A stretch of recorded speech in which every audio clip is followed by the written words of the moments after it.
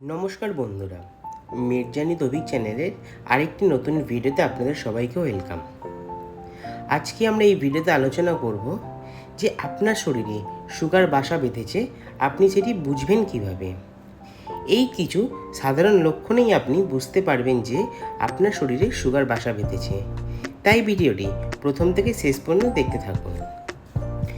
নিঃশব্দে ঘাতকের মতন ডায়াবেটিস থাবা বসিয়েছে আমাদের সমাজে।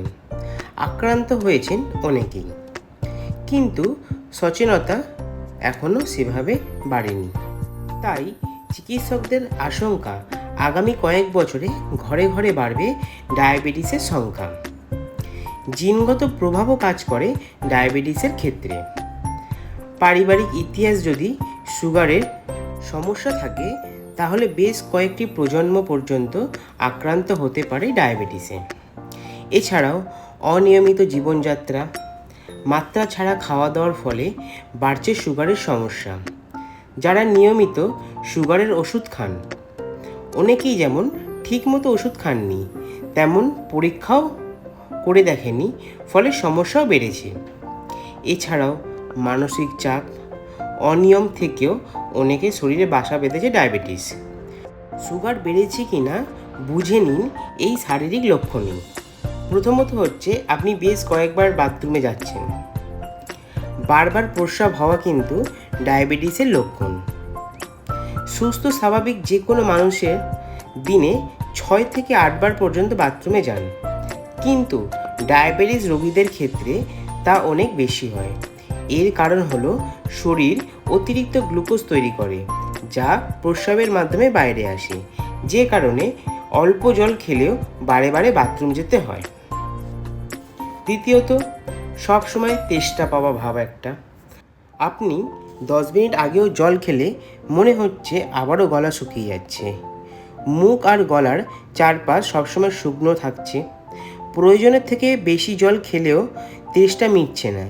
এই রকম সমস্যা হলে একবার সুগার টেস্ট অবশ্যই করিয়ে নেন। তৃতীয়ত, ত্বক খসখসে হয়ে যাওয়া। মুখ আর ত্বক আগের থেকে খসখসে হয়ে যাচ্ছে, চামড়া সবসময় শুকনো থাকছে।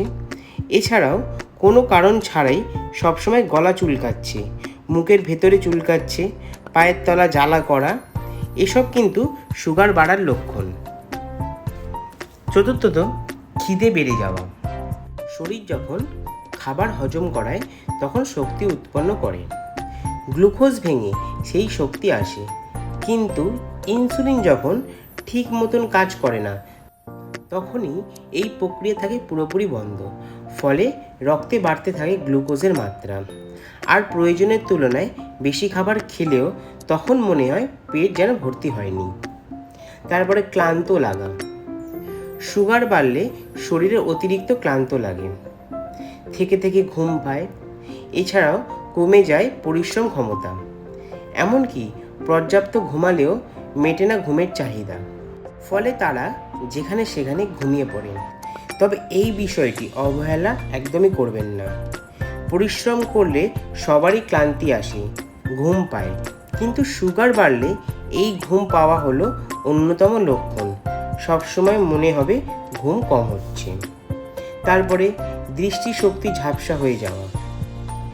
চশমা ছাড়াই সব দেখতে পেতেন, কিন্তু কয়েকদিন ধরেই সমস্যা হচ্ছে। সব আবছা লাগছে, দৃষ্টিশক্তি পরিষ্কার হচ্ছে না। এই সবই কিন্তু সুগারের লক্ষণ। কারণ সুগার বাড়লে তার প্রথম প্রভাব পড়ে চোখে আর কিডনিতে, যে কারণে কোমরে ব্যথা, পায়ে ব্যথা, ইউরিনের সমস্যা আসে।